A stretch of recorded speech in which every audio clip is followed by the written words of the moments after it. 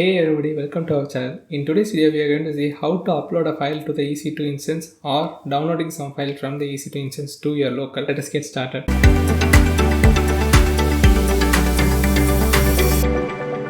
Right now I have already created an EC2 instance and I have even logged into the EC2 instance. Now I want to put, like, for example, if I put ls, so there is a no file currently present in this directory. So I want to upload some sample documents to this directory. So how can we do that? For downloading or uploading any files to your EC2 instance, we are going to use some software called FileZilla. So this is a very easy software, guys. For Mac, you go to the App Store and type in the search called FileZilla. So this software is available for Windows, Linux as well as Mac. So for Linux, you can use the command in the screen, and for the Windows, you can check out the website and you can install accordingly. So I'm going to get the software. Now that I have installed the FileZilla, so this is how it is going to look when you are opening the FileZilla for the first time. Now what you need to do is, the left side is what it says, the local directory. So whatever the file systems in your local machine, it is going to display on the left side. And the right side is a remote. Remote means what are the servers in the files, right? That is going to list.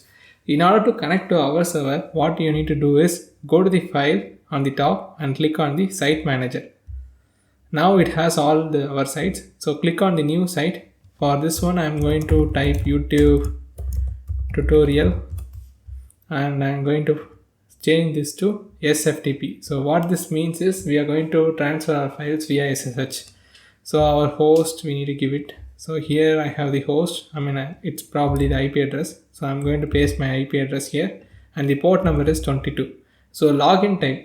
Right now we are using key file for login. So we are going to select the key file and the username is Ubuntu. And where is the key file is located? I'm going to click the browse and I'm going to my desktop folder and I'm using this and I'm selecting the key file. Okay. Now, I can directly go ahead and click on the connect. So it's asking me as to save the password or not. So I'm going to leave as it is, saving the password. For the first time, it is asking me to accept the connection.